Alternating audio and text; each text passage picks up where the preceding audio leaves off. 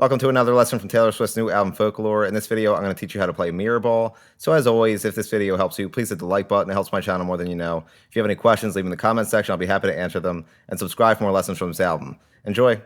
Now, this entire song is made up of 3 chords, the first of which is a D major chord. So you're going to place your pointer finger on the 2nd fret of the G string, your ring finger on the 3rd fret of the B string, and your middle finger on the 2nd fret of the high E string.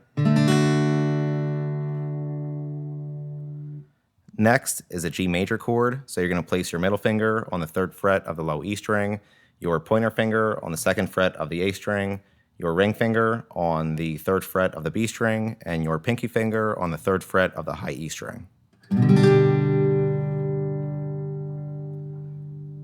And then last is a B minor chord, so you're going to bar the 2nd fret from the A string with your pointer finger, you're going to place your ring finger on the 4th fret of the D string, your pinky finger on the 4th fret of the G string, and your middle finger on the 3rd fret of the B string.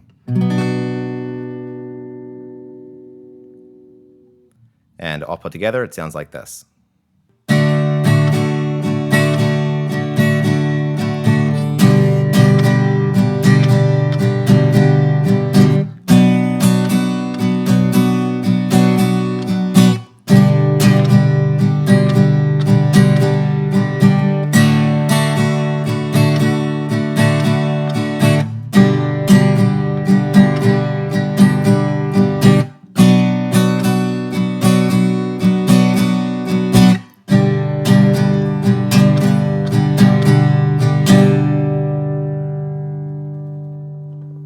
And that's it for Mirrorball. Like I mentioned, if this lesson helped you, please hit the like button. If you have any questions, leave them in the comment section. And subscribe for more lessons from this album. Thanks.